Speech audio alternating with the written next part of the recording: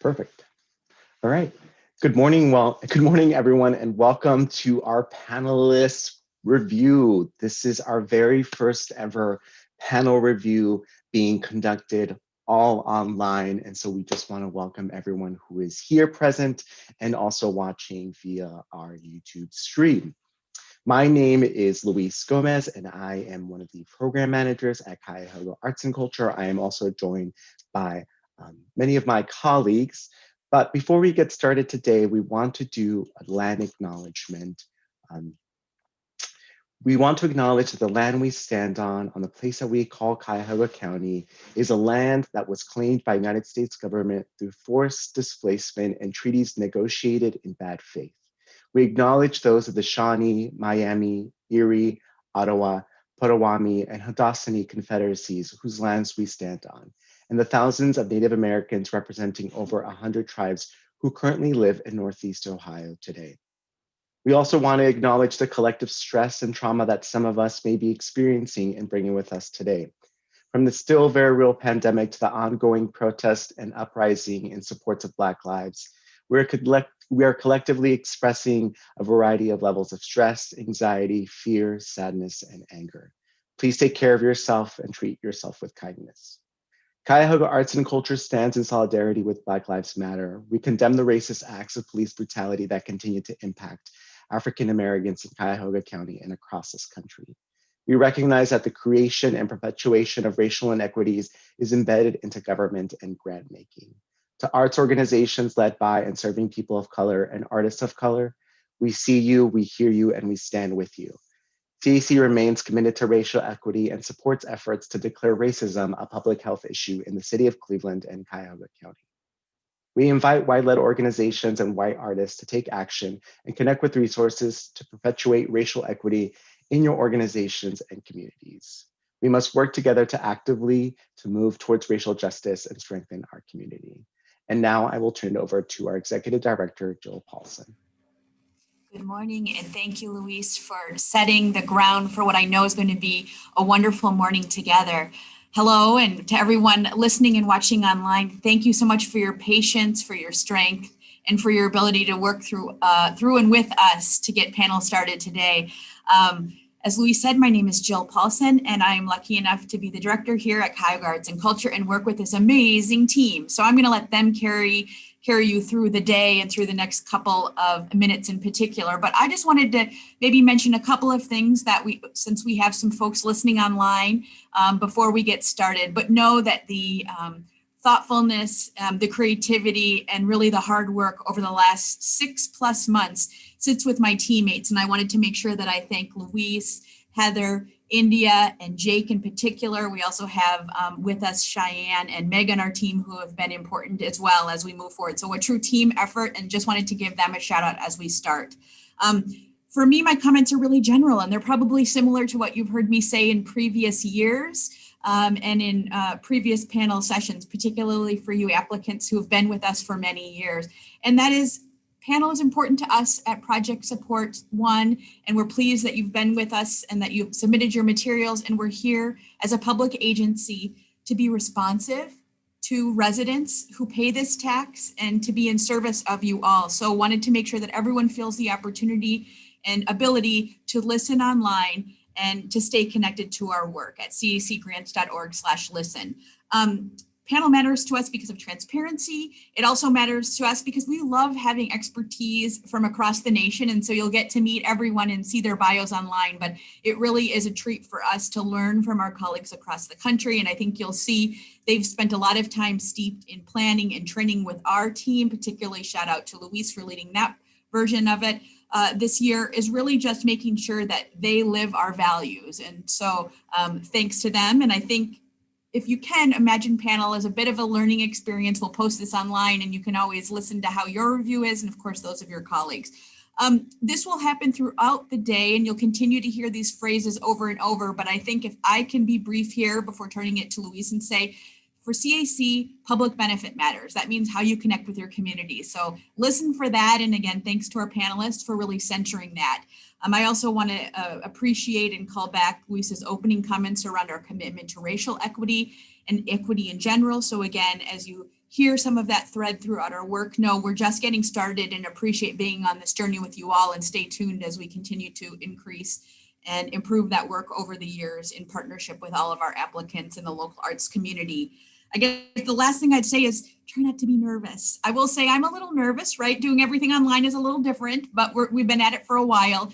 This team has you. If you're an applicant listening online, know that we are cheerleading you on. We really want you to be part of the pool, part of the mix, and we'll be with you regardless if you get a grant or not. So know that in the next year, we're here for you just as you're here for us in serving residents. And I kind of wish you a little bit of calm heading into this panel, because I do know that you spent many hours getting ready to put your materials online and now seeing them reviewed. So I'm going to leave it to my teammates to provide some detail around how we'll interact or watch over the next couple of days. But again, just wanted to say thank you on behalf of our Board of Trustees and our full team here at CAC. We are grateful, and to you panelists, thank you for doing all this. I know I mentioned this in our pre-comments, but I know each of you are facing your own stress and situations at home and at work as you call in from across the country. So thank you for spending extra hours on CAC and the cultural organizations here in our community. So with that, I'm going to turn it back to Luis to get us started.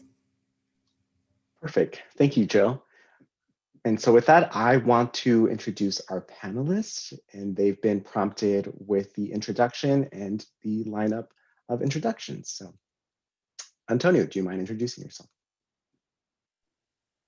Good morning. My name is Antonio Kyler. I am located in Tallahassee, Florida. My pronouns are he, him, his. And what was the other thing I was supposed to say? I'm happy to be back. This is my third time reviewing for Cuyahoga Arts.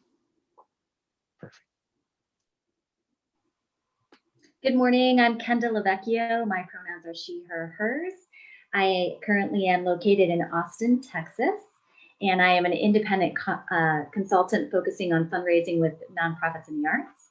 And this is my second year as a panelist. Hi, my name is Bryce Lewis, and I'm currently located in Longmont, Colorado. I am a freelance grant writer currently, but before I worked in development, and actually I'm from Cleveland, so I used to work at Tailspinner Children's Theater, so big love to Cleveland. And I think that's it. Hi, I'm Marcia Feston. I am in Chicago. My pronouns are she, her, hers. I am the director of the Arts Work Fund. We make grants to small arts organizations across Chicago and Cook County, and I am a practicing artist. This is my first time reviewing for CAC. Perfect. Thank you so much all for introducing yourself. Before we move on to our first review, I want to talk a little bit about how the process will unfold, particularly for those who are listening on today's Zoom call. The panel chair announces the applicant's organization and presents an overview of the application. The panel chair will either be myself or my colleague, Heather Johnson-Banks. The panel chair calls upon the lead reader to provide an assessment of the application budget and support materials based on CAC's funding criteria. Each application will have a different lead reader. The panel chair then opens the discussion for the full panel deliberation by supporting, disputing, or adding comments about the application that were not presented by the lead reader. After the panel has presented all the information on the application, the panel chair asks the panelists to submit their scores for the application, which are tabulated by CAC staff. The previous actions are all repeated for each grant application. After all applications have been reviewed and scored by the panel chair adjourns the discussion and scoring portion of the panel review. We have allocated 5 to 6 minutes for each application. Once the maximum time amount has been reached, the background on the second chair, which is either myself or Heather Johnson-Bank, will turn red. So that will notify that the maximum amount of time has been reached. How organizations can engage. Questions for panel or correction forms. To our applicants, please do not address the panel in any manner during the deliberation, electronically or otherwise. Please do not reach out to panelists via email or phone to introduce yourself, your organization, or present materials, exhibits, or information. Thank you for your cooperation. If a panelist has a yes or no question for an applicant, CAC staff will provide the question to the applicant via email, and the representative will then have an opportunity to provide a yes or no answer via email. The response must be received prior to the conclusion of the panel proceeding to be read into the record by the panel chair.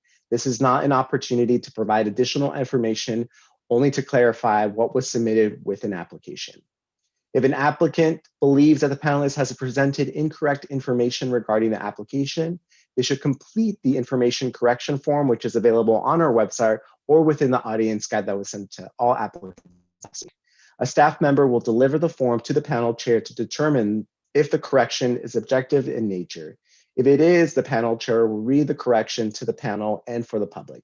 An example of objective misinformation would be a panelist misstating the number of performances detailed in an application. This is not an opportunity to provide additional information, only to clarify what was submitted with the application. After the panel chair adjourns, the discussion of the scoring is complete. CAC will hold an informal session for public comment on the grant program and the panel review process. Audience members are encouraged to participate in the public comment session by submitting comments via our online form, which is available on our website, or by tweeting at ChiArtsC. The deadline to submit comments is at the conclusion of the panel deliberation on Tuesday, October 6th, which is tomorrow. Application scores, panel comments are not discussed at this time. Now, with that said, let's start on our first review, which is BlueWater Chamber Orchestra. And our lead reader for that application is Marsha. Marsha, let me know if you are ready. Right. Oh wait, I do the introduction. Sorry. Once again, this is our first time doing this online, so the formatting is a bit different than previous panel reviews.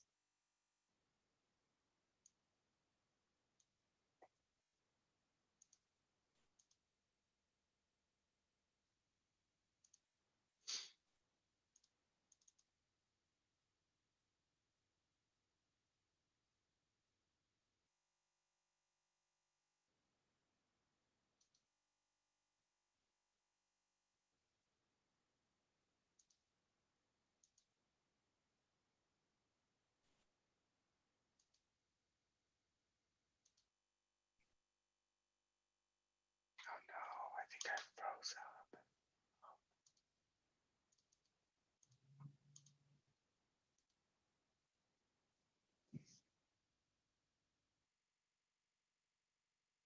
Louise, I think we can hear you, but we can't. Okay, you can hear me? Yeah.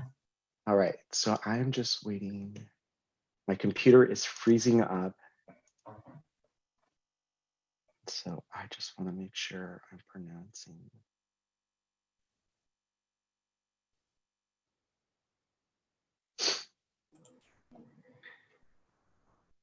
Luis, I can read the introduction. I have your intro if you're having. That would be great. Okay.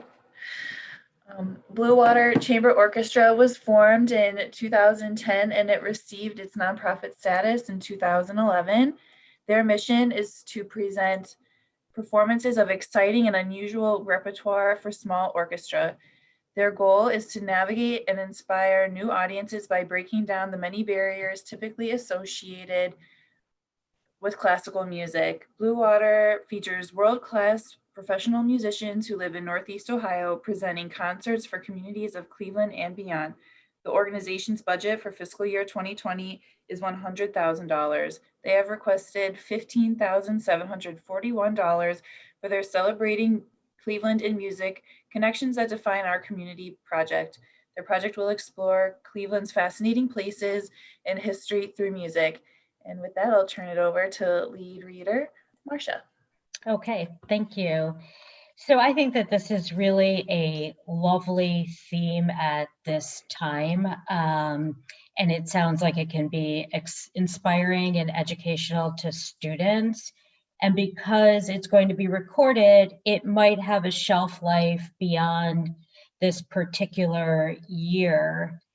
I also think it's really positive that the orchestra is working with grade level educators on the educational materials to ensure relevancy. I do wish the proposal had addressed how all of Cleveland would be represented in this effort and how the historical sites were chosen. There was only implicit reference to the orchestra's experience bridging cultural divides in the city. And it would also have been helpful to know more about the orchestra's previous experience with school-based education. The budget did not have any anything that indicated that it would be able to help teachers use whatever educational materials were provided.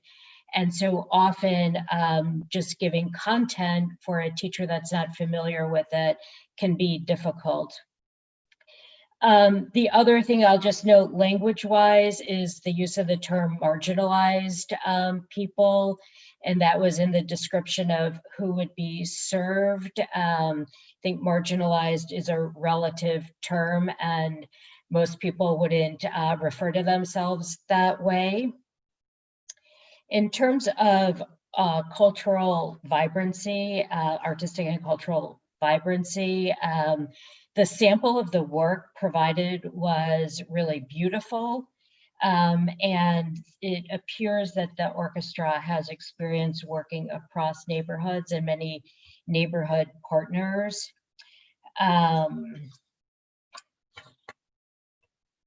For capacity, the organization is operationally sound when I look at its budget.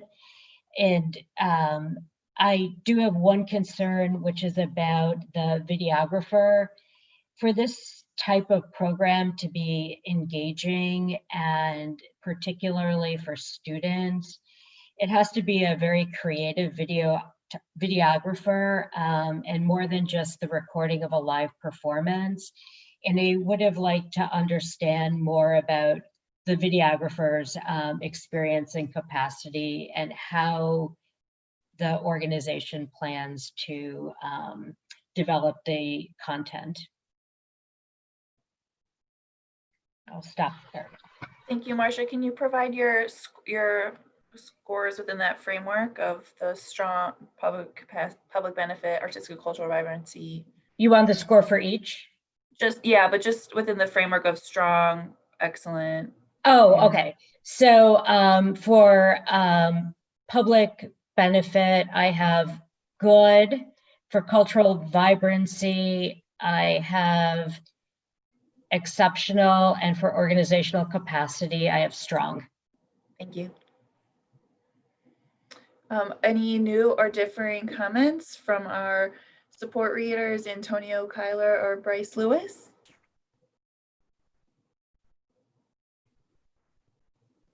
None for me.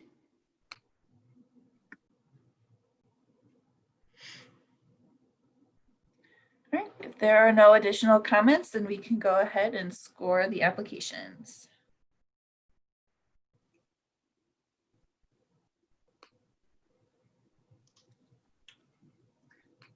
Sorry about that, everyone. I had some technical difficulties, and it would happen on the first panel review of the first day while I was on. Get it out of the way early. So let me just pull up. It actually kicked me out, so my whole computer froze up.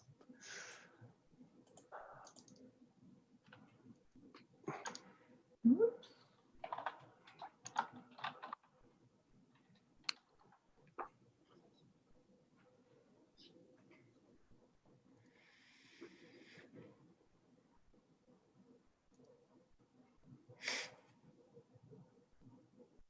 All right, here we go.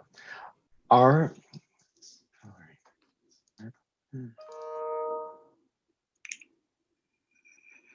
next application is the Carolyn L. Farrell Foundation of Brain Health, also known as the Carol L. Farrell Foundation. The Carolyn L. Farrell Foundation was formed in 2011. Their mission is to empower individuals and families to live well with dementia and other brain health issues through the arts and community outreach. The foundation's enrichment programs include visual arts, music, dance, movement, storytelling, and poetry. As a result, these provide opportunities for empowerment, socialization, and active communication with the participants. The organization's budget for fiscal year 2020 is $108,122. They have requested $13,583 for their Creative Connections virtual arts program. Their project will focus on safely bringing the arts enrichment program to their participants to remain connected and provide opportunities for socialization. And our first reader is Marcia Fenson. Okay, well, hello again. So for public benefit, I rated this proposal as exceptional. The project has a clear public benefit for a community that has few programs for engagement and even fewer for artistic engagement at a time when isolation is impacting the health of people with brain functioning issues. While I find the project compelling, in the future, it would be helpful to have a few more concrete details. What are examples of the art activities that people will be able to engage with online, and what might the art boxes contain? The budget for the actual art boxes seemed really small to me, but without understanding what the activities are, it was hard to assess whether the budget was sufficient in that area. In terms of artistic and cultural vibrancy, I rated this program as strong. It appears to align with the needs of the community during COVID. It's a virtual extension of what the organization previously did in person, and it appears that the contractors and staff have experience and the capacity to make this project successful. There was reference to the use of volunteer medical students, and this is where I got confused. I don't understand, and it wasn't explained what the medical student volunteers would be doing and how they were going to help if the lessons were virtual.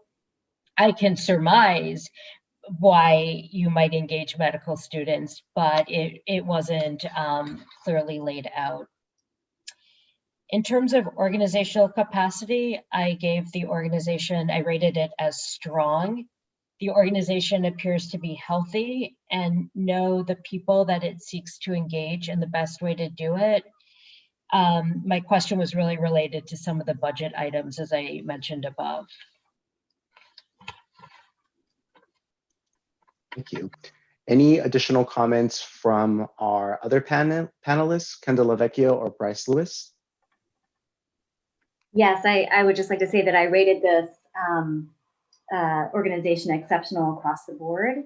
I really would like to commend this organization for responding to the need for in-home options for those with dementia during COVID-19. And I thought that the programming components were exceptional. The outdoor programs, which incorporate the use of masks and social distancing, the greenhouse gallery, music and storytelling programs were all wonderful ways to engage and to experience nature simultaneously. And I feel that the public benefit of this application is apparent.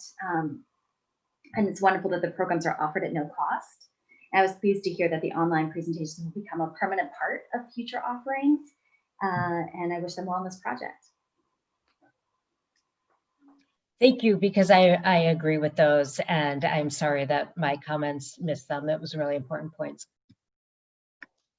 Thank you. Any additional comments? All right, we can submit scores.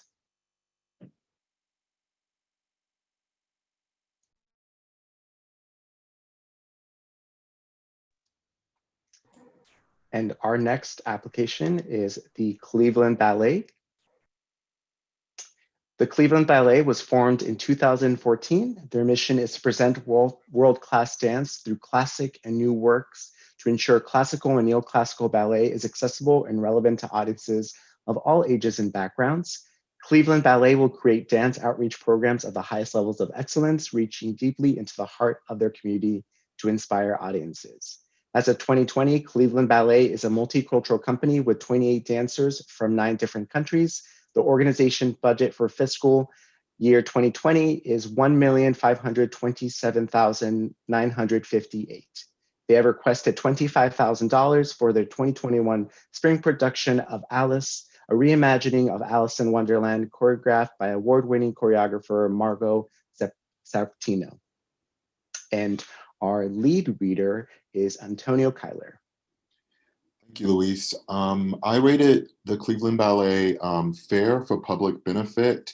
The expectation of attendees plus the budget for marketing seems a bit misaligned. The applicant also mentioned providing free tickets for some of the community, but provided no evidence that this practice is successfully helping to engage economically disadvantaged audiences. Lastly, the applicant mentioned partnering with 3 historically African-American school districts to get students to audition for their productions, but they did not say how many kids were cast in previous productions as a result of this partnership. And I believe if they were to get serious about access, diversity, equity, and inclusion, they could significantly enhance their public benefit. It just doesn't seem enough to offer high quality productions, particularly given the way that ballet is structured right now, and the efforts that have been made to diversify in that area. In terms of artistic and cultural vibrancy, I awarded the applicant fair. The applicant does not provide evidence of innovating in the art form, particularly in an art form that desperately is in need of creative reimagining. Although I appreciate the multicultural cast, how is the applicant using the multicultural cast to provide more citizens in Cleveland, given the demographics of the city, access to ballet? And then lastly, in terms of organizational capacity, I awarded the applicant a strong. In addition to having no previous deficits or projecting a deficit in the last 3 fiscal years, they budgeted for administrative costs and articulated a plan for continuing the project, if not fully funded by CAC. Thank you, Antonio. Any additional comments from Kenda or Bryce? I have some additional comments. I too, for public benefit, rated this application as fair, mainly because I would have liked to hear more about meaningful long-term community partnerships and more detail about the production that was selected as a direct response to the community need. And I agree with my colleague's assessment on that category as well.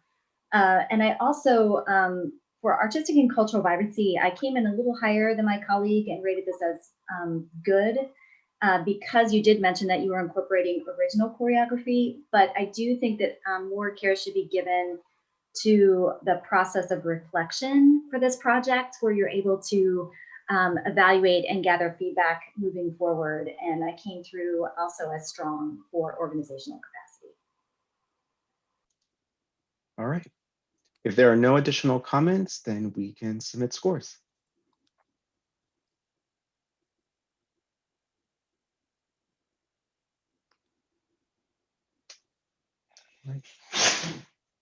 And the next application to be reviewed is Cleveland Chamber Music Society.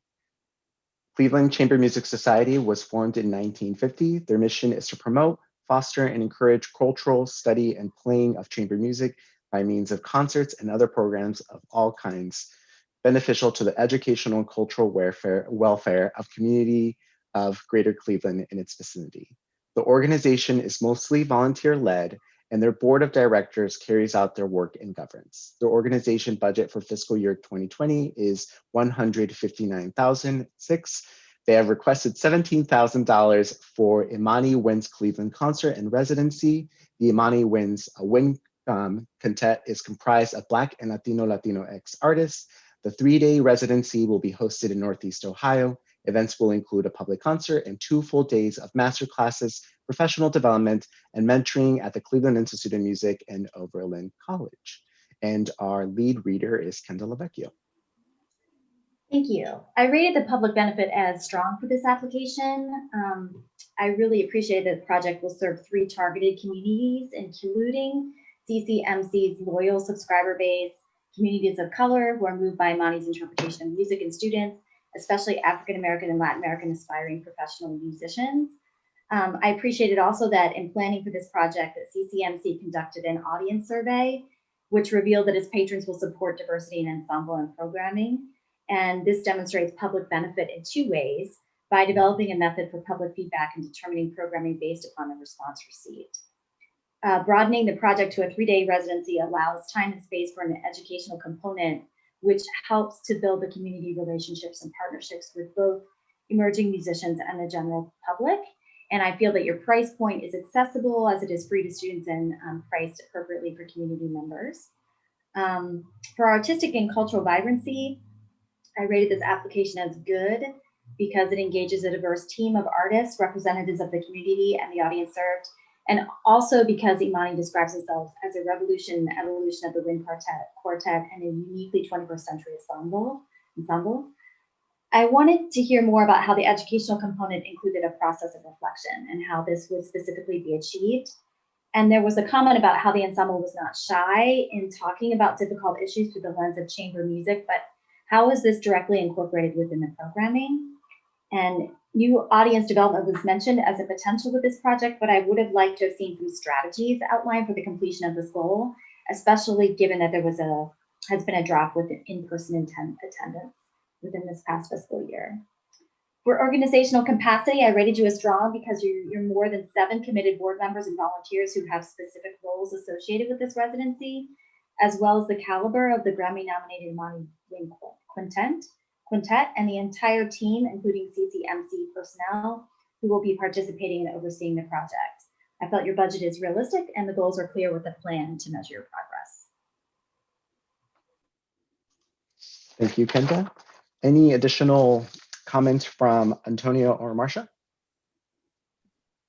I had a question related to organizational capacity, and I noticed in the data project that the Chamber Music Society had gone from 7 concerts in FY18, or 8 concerts in FY18 to 7 in FY19, and it appears from the budget that they might have discontinued some school-based education programs. I would have just liked to have seen a budget explanation for that. Okay. Any additional comments? I also have an additional comment related to organizational capacity. In the budget, I noticed that the Cleveland Chamber Music Society was planning to use endowment funds to help with some budgeting issues. But I was curious because they projected a little more than $27,000 deficit in 2021. And I was wondering why they weren't using endowment funds to help manage that deficit. Okay. If there are no additional comments, we can submit scores.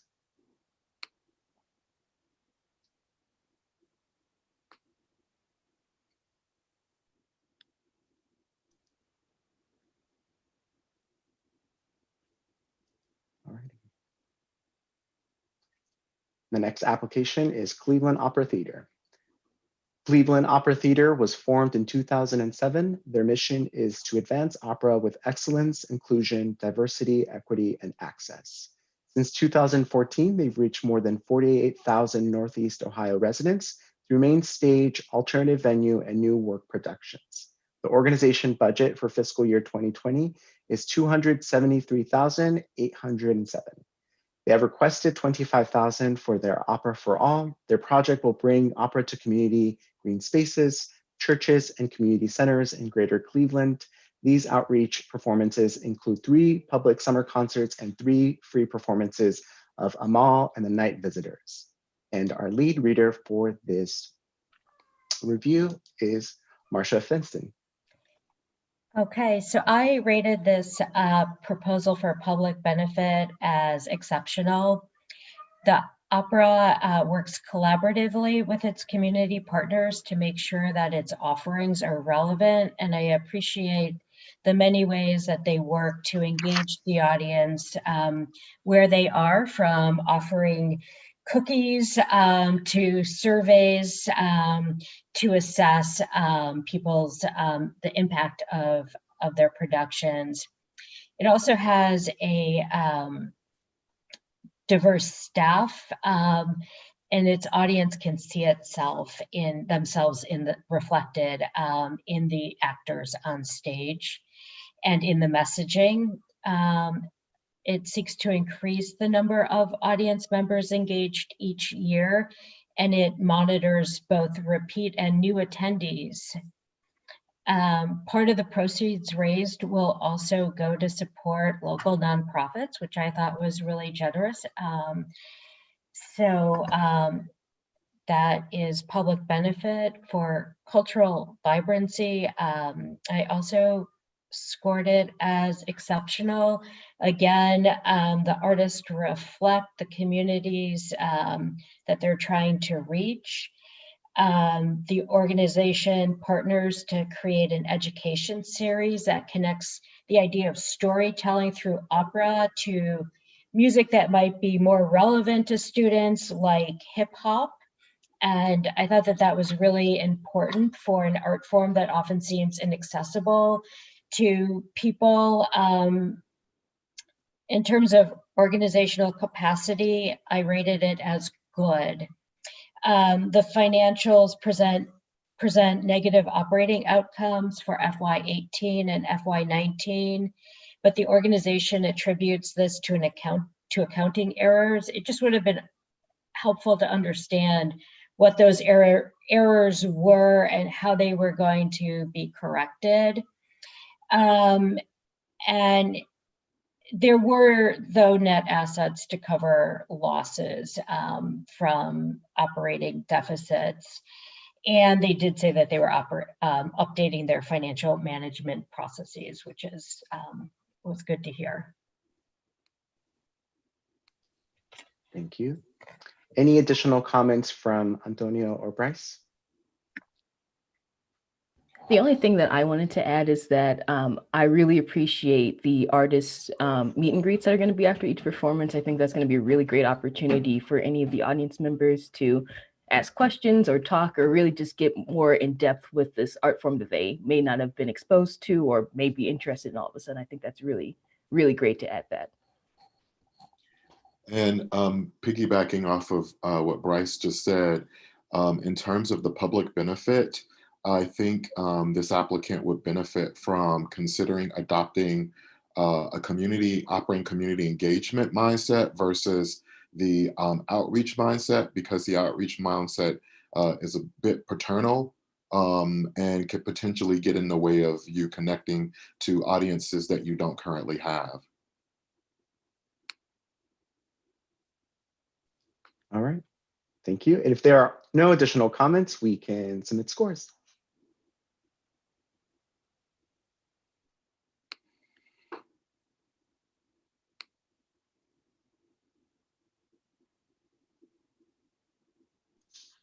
Our next application is Cleveland Print Room, Inc., also known as Cleveland Print Room. The Cleveland Print Room was formed in 2012. Their mission is to advance the art and appreciation of photographic image in all of its forms by providing affordable access to community darkroom and workspace, gallery exhibits, educational program, and collaborative outreach. The organization budget for 2020 is $327,954. They have requested $25,000 for their transformation self-portrait workshops. Their project will integrate visual arts and social and emotional learning. The Cleveland Print Room will introduce students served by Metro Health System's school health program to photograph projects focusing on self-portrait and self-assessment, providing a means of creative expression and social awareness. And our lead reader for this application is Kendall Lavecchio. Thank you. I rated this application as exceptional across the board. For public benefit, I think that CPR demonstrates respect and shared power by partnering with the Cleveland Metropolitan School District and offering remote classes until school resumes in person. And a partnership using the same remote tools has been identified, which I think is very helpful, and that the fact that the art supplies will be dropped off.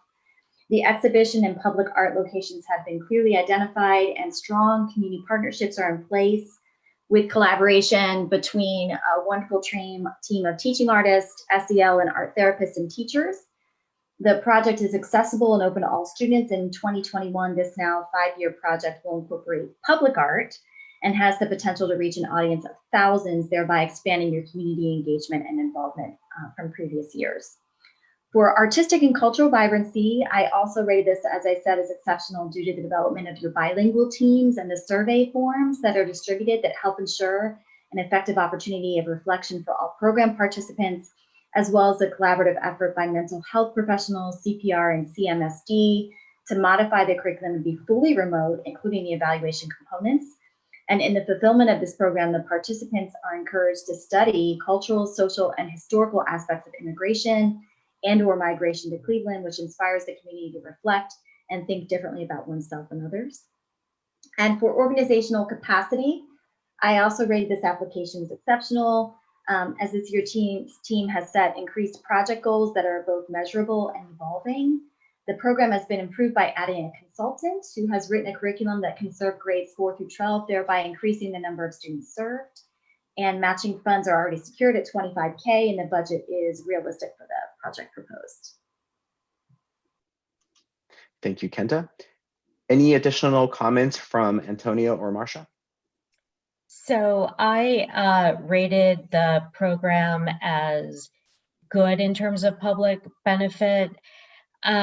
This is a program that is ongoing, and it would have been very helpful to have a discussion of past experience and outcomes to help concretize the work.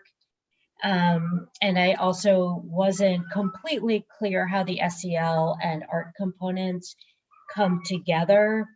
The evaluation surveys and criteria seem to focus much more on SEL outcomes, and I was curious if there were any specific art outcomes and art education pieces related to the self-portraiture. I do, however, find self-portraiture a really powerful way of a form of expression. Thank you. Any additional comments? I especially appreciated that the applicant expects to engage 10,000 students with free programming based on documented demographics, and that they only budgeted $500 to market the program to those students. And so to me, the public benefit, I gave them strong for that. In terms of artistic and cultural vibrancy, I awarded them 31, or a strong, primarily because I appreciate that the applicant is using art to assist students in their identity development. And then as Kenda, my colleague Kenda stated, in terms of organizational capacity, I awarded them an exceptional. Perfect. If there are no additional comments, we can submit scores. I also want to say that we are doing great on time. And so we are going to take a 5-minute break after Collective Arts Network review.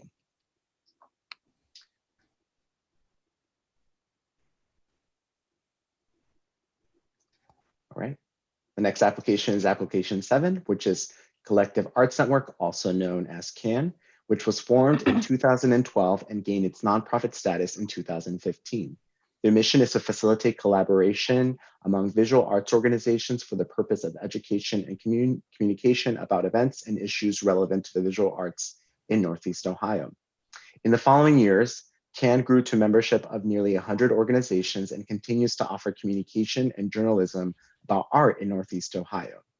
The organization's budget for fiscal year 2020 is $332,000. They have requested $18,000 for their fostering equity through collaborative communication.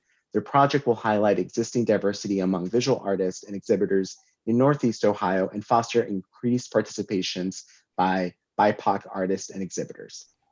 And our lead reader for this application is Bryce Lewis. Alrighty, so across the board, I rated this a proposal as exceptional. For public benefit, I really thought that this would provide a lot of opportunities for both artists and writers and the galleries that are going to be hosting these different events, as well as patrons.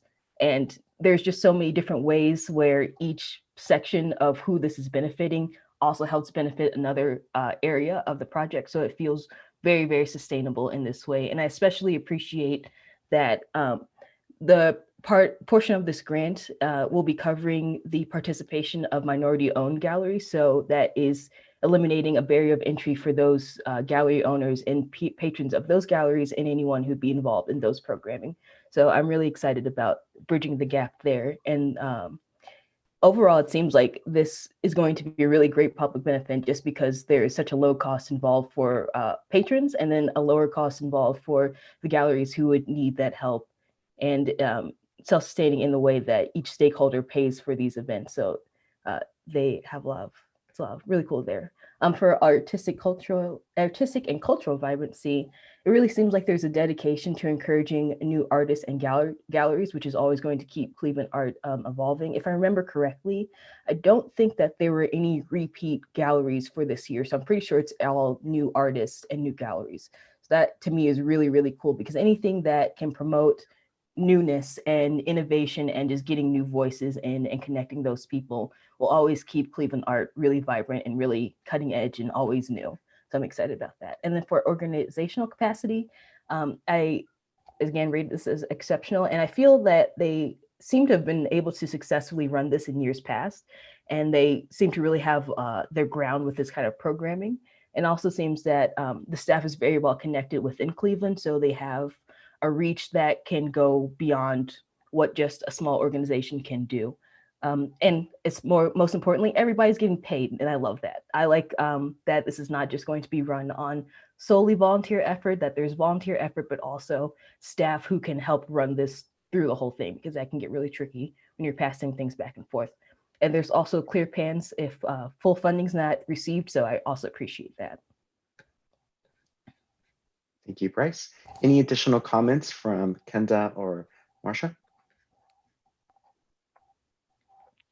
All right.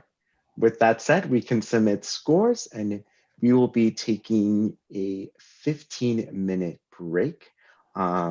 We are really going through these applications pretty quickly, and we are already halfway through our first subpanel.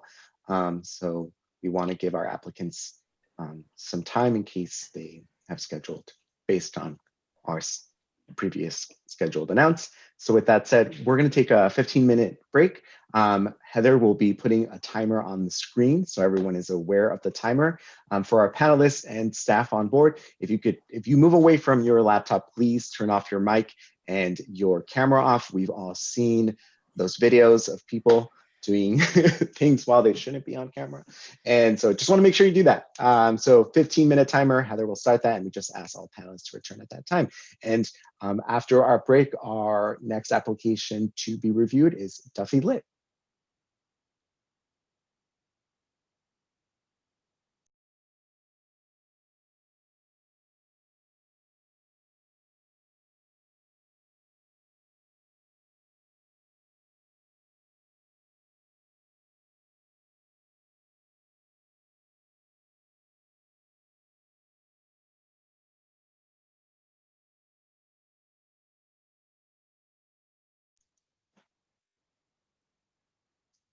Alrighty. Once everyone's back on, we can start on our next application. Thank you, Heather, for sharing that timer.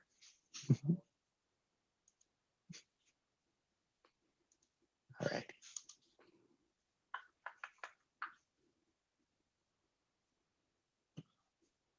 So our next application is application number 8. Duffy Liturgical Dance Ensemble, also known as Duffy Lit, was formed in 1984 and gained its nonprofit status in 1986. Their mission is to keep alive the legacy of their ancestors through performances of the spiritual and the application to everyday life of its universal message of hope, faith, optimism, and perseverance. The organization's budget for fiscal year 2020 is $120,000. They have requested $14,154 for the spiritual impact impacting social justice and change. Duffy Lit Jones Roads Church and Jones Roads Family Corporation will work together in engaging in workshops and concerts using the spiritual as a motivational tool to inspire action, impacting social justice by initiating change and define community. And our lead reader is Antonio Kyler. Yes, so I awarded this applicant strong for public benefit. The applicant expects 150 attendees, but based on the $1,600 budgeted for the marketing, I expected more attendees. Offering mostly free events likely increases the public benefit. And more importantly, the use of Negro spirituals to engage Black and white people in arts and culture is indicative of the public benefit, especially because spirituals do not receive nearly enough attention. But the applicant could have provided more information about how specifically they were using the spiritual and bringing Black and white people together to address racial equity. In terms of artistic and cultural vibrancy, I awarded the applicant a 30 exceptional. I especially appreciate the applicant's intent to preserve Negro spirituals through education and performance. Although created by a racial group historically marginalized, oppressed, and subjugated, spirituals have not experienced the same type of cultural equity relative to funding in the US cultural sector. So I really appreciate seeing the applicant use the spiritual intentionally in that way. And then lastly, in terms of organizational capacity, I awarded the applicant a strong. The applicant had a small deficit in 2019, but projected to break even in 2020 and 2021. The applicant budgeted for administrative costs and articulated a plan in the case that CAC does not fully fund the project. Thank you, Antonio. Any additional comments from Kenda or Bryce? And the only thing I wanted to add is that I thought it was really wonderful that they added a letter of support from one of their partners that they're going to be working with. I thought that was really a really great inclusion to show that they really have thought about who's going to be working with them. And I also am excited about this preservation of an art form that really does get overlooked. So I really think that's going to be great. And that's going to be exposed to two kinds of communities is really wonderful. Thank you, Bryce. Any additional comments? I would just add that I think they had mentioned for public benefit that they were going to produce a plan of action that will impact social justice in the everyday lives of all participants. Overall, I thought this was a good to strong application, but I do think it's important with those goals to have a way that it will be measured, specifically with social justice, just stating that without any way of being able to measure that, it can be challenging.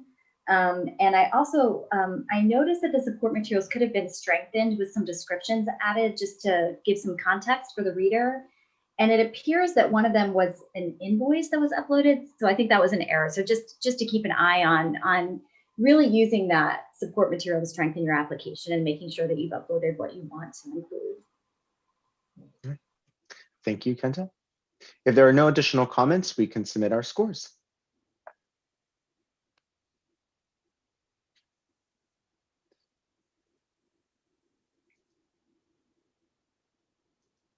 Next application is application 9, Encore Chamber Music Institute, also known as Encore Chamber Music, which was formed in 2015. Their mission is to bring world's most exceptional musicians to Cleveland to inspire, educate, innovate the art of engagement music. The organization's budget for fiscal year 2020 is $68,340. They have requested $25,000 for their 2021 Music and Ideas Festival, which will have a theme of fire. During the 6-week festival, the applicant will host 40 public events, which will include chamber music concerts, discussion panels and seminars, master classes, yoga classes, and community outreach programs in nursing homes and summer youth camps. And our lead reader for this application is Kendall Lavecchio. Thank you. For public benefit, I rated this application strong due to your collaborative work with a variety of community and artistic partners, through advice from artist faculty on festival programming, as well as your use of your 2019 audience surveys and collaborations with other organizations such as Piano Cleveland. I also appreciated your comments within the application regarding accessibility for those with disabilities, both at the venue and within your marketing materials. For artistic and cultural vibrancy, I also rated this application as strong because of your unique and provocative interdisciplinary projects that are diverse and once-in-a-lifetime collaborations, specifically such as the Peace Plan for 2021, entitled Voice, inspired by environmental activist Greta Thunberg, which included Beethoven's Pastoral Symphony, Scandinavian folk tunes, works by teenage composer Alma Duscher and Babar the Elephant. Just a very unique, interesting collaboration, once-in-a-lifetime opportunity. And the fact that that was going to be presented in conjunction with a live sand artist and projections of speeches by young people who have inspired global movements, just really great example of interdisciplinary art. And for organizational capacity, I also rated this application as strong, as it was evident that your board and staff are diverse and qualified. Your project goals were measurable and achievable, with clear plans outlined to reach the match requirement. Thank you. Any additional comments from Marcia or Antonio? I would have liked, in terms of public benefit, because the applicant uses evaluation to inform their programming, but the applicant did not provide any demographics about the audience. So we don't know if the demographics of the audience are representative of Cleveland. So for this application in the future, that would be really good to know. Thank you. Any additional comments? If not, we can submit our scores. All right.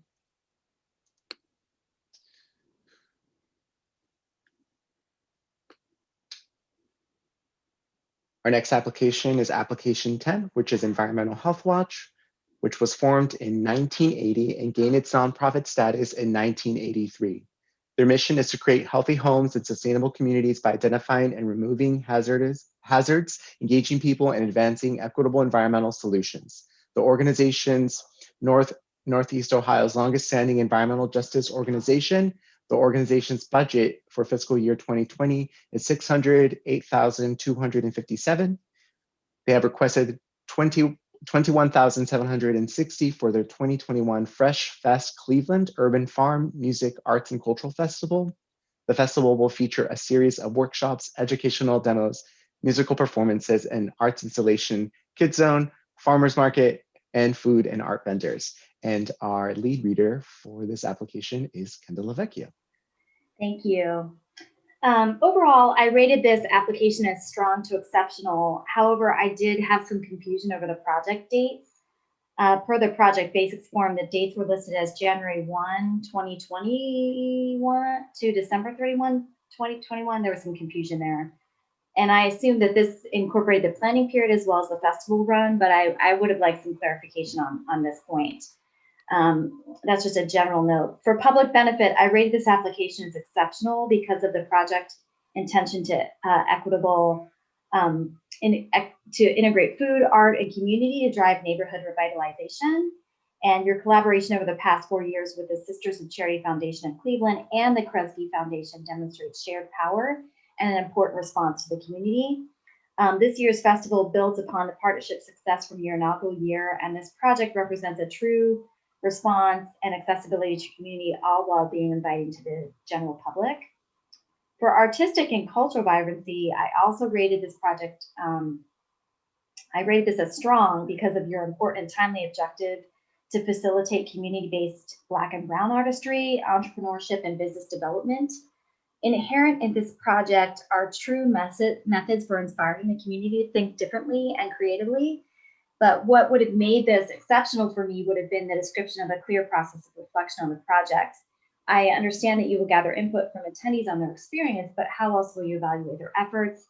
And now in your second year, I think there's an opportunity to further sophisticate and clarify this aspect. For organizational capacity, I rated this application as strong. The board staff and volunteers associated with the project are qualified, and you have significant community buy-in and support for the effort. Thank you, Kenda. Any additional comments from our other reviewers, Antonio or Marcia? Yeah, I would just add that I would have loved information about how the 2019 festival went, what attendance looked like, what kind of feedback and lessons learned they had, and how they're incorporating that into the upcoming festival. And I would have liked a little bit more information on what the programming actually looks like. And I think, as Kenda said, I didn't know how long the festival actually runs. And that was just something that would have been helped me understand the budget better. Any additional comments from Antonio? No? All right. So we can submit scores.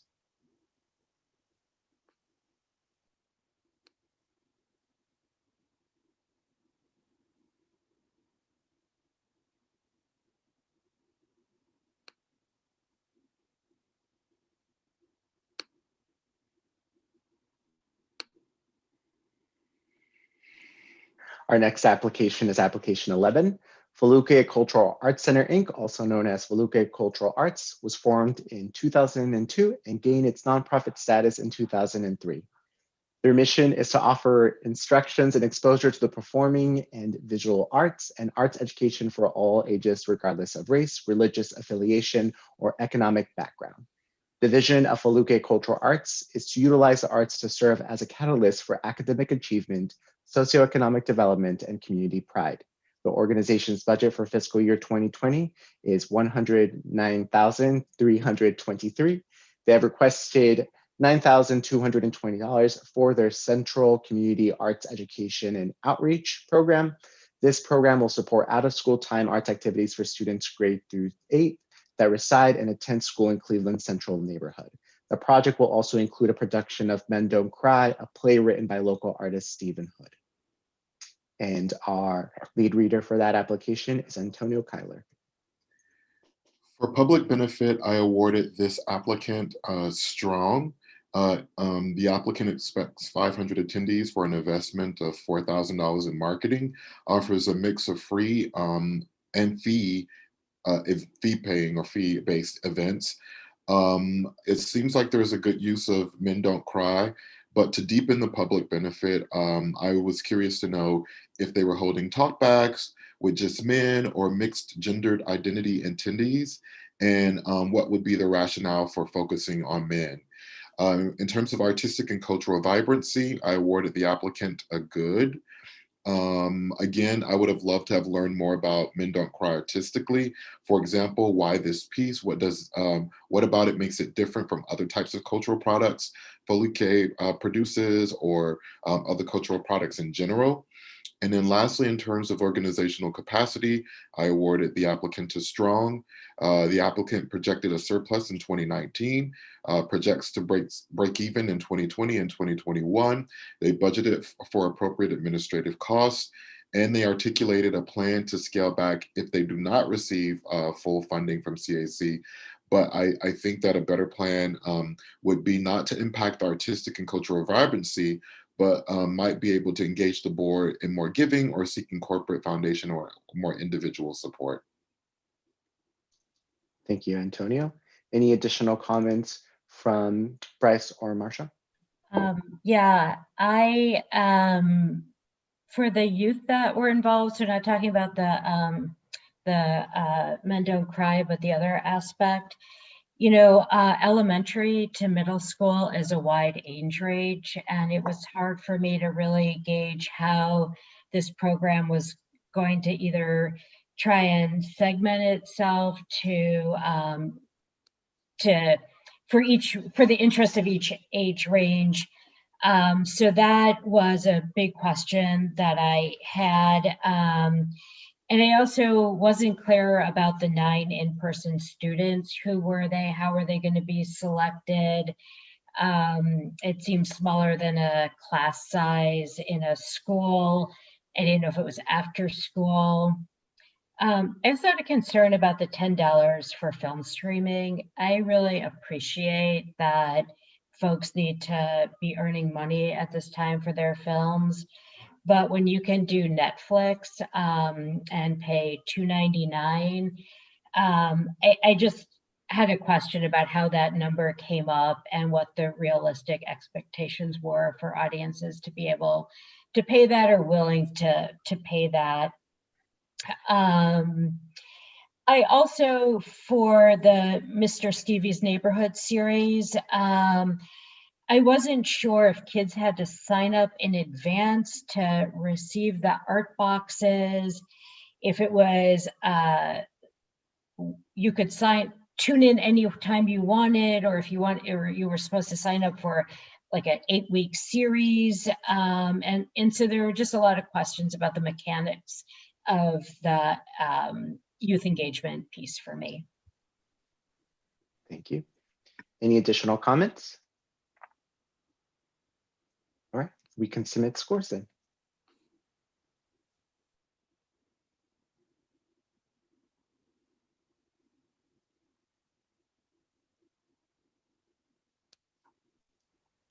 The next application is application 12. Greater Cleveland Film Foundation was formed in 2012. Their mission is to enrich Black culture through cinema. They connect communities in reflecting the history, celebrating and sharing the richness of the African diaspora by providing an educational platform and showcase for filmmakers. The organization's budget for fiscal year 2020 is $159,361. They have requested $15,000 for their 10th annual Greater Cleveland Urban Film Festival. The 9-day festival will include film screenings, workshops, panel discussions, educational and entertainment events. The project will also use the technology platforms acquired in 2020 to deepen partnerships and include virtual offerings to reach senior or additional community partner organizations.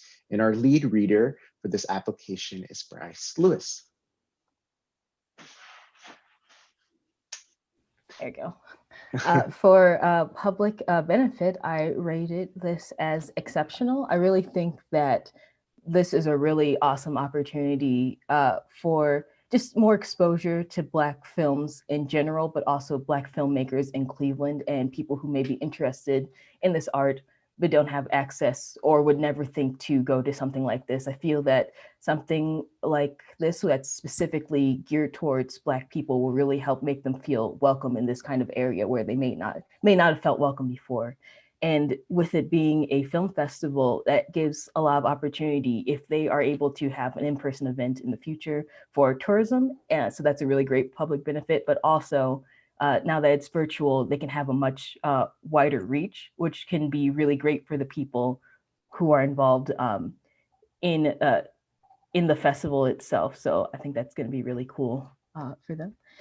And for artistic and cultural vibrancy, this kind of fits into the same thing. I rated this as strong. I really think that it's going to be cool to see so many Black films, and especially since it's virtual, hopefully that means that more people who would not be able to access it before, or who would not be able to get to Shaker Heights or whatever would have stopped them before, will now be able to see this from their homes. And especially people who, I know that they mentioned the elderly population. I think that's going to be really a great way to reach them.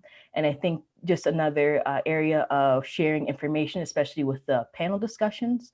And if they do any artist awards or things like that, that's going to be really beneficial for the artists involved in it as an educational opportunity, and just any awards for their own stuff. I think that's going to be really awesome for them. And then for organizational capacity, I rated them as exceptional. I think that they seem to have a really strong team to go through this, and they gave a pretty clear plan of what the timeline's going to be for this. So I feel pretty confidently that they have a good team and they'll be able to carry this out well.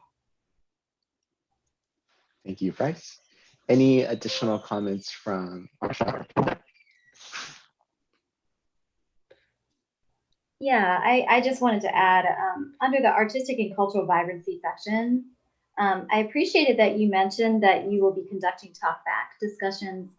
But I do think it's important to note that talkback discussions are really baseline, and it would be helpful to know if you've done those in the past and how you've incorporated that to be an evolving method that you use each year. And if you encourage feedback during that time, how do you then take that information to inform your future programming? And for organizational capacity, I really appreciated that you mentioned that your organization is in a 3-year strategic plan process.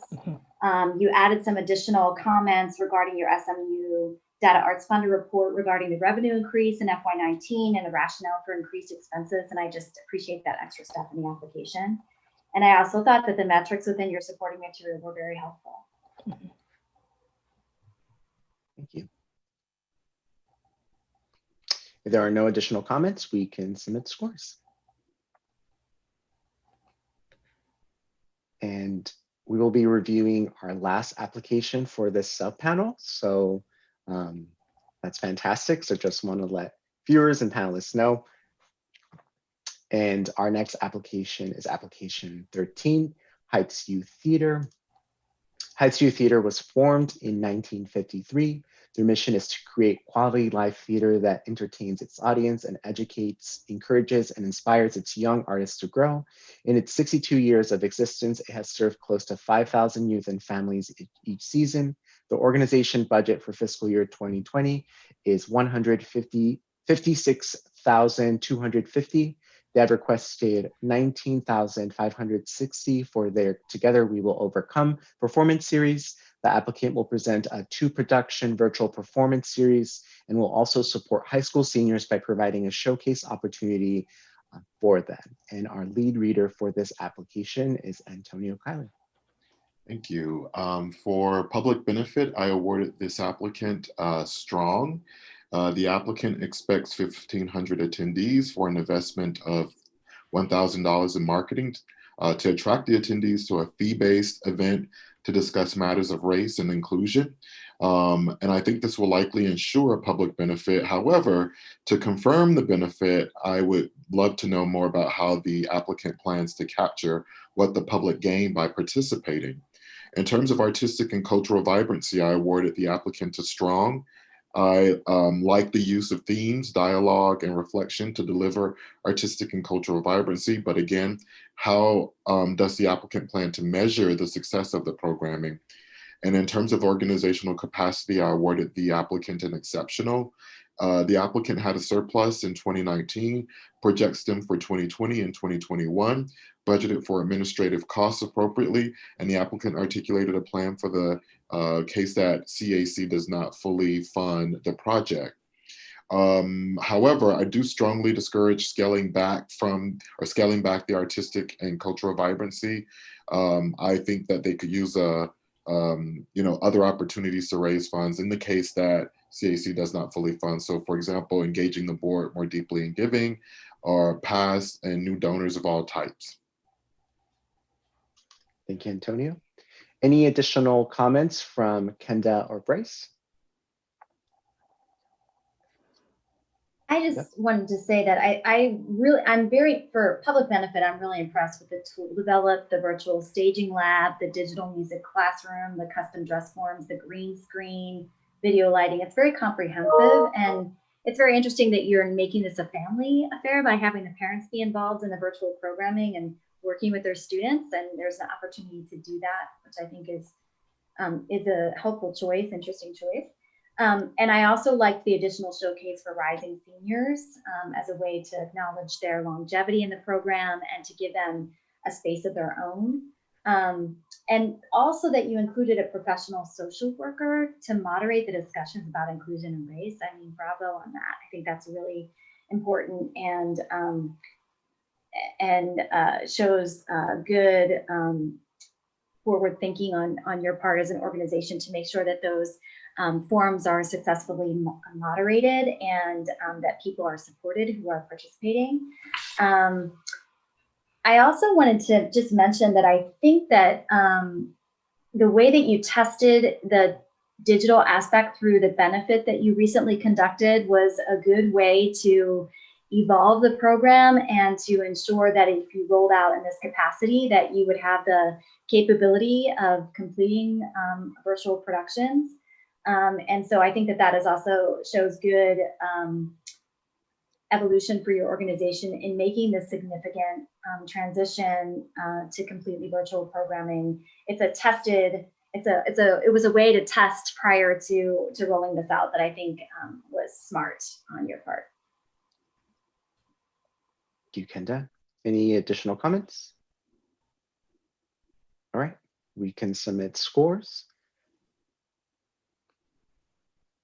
And as I previously noted, this is our last application for subpanel A. That's what we're calling it internally. We will be back at 2 p.m. with a different set of panelists, and our first application will be Le Deli. I hope I pronounced that correctly. Okay, good. So with that said, we're going to stop the live stream, and then we'll be back at 2 p.m. on live. Panelists, if you can just stay on in case we have any questions for tomorrow, that would be great.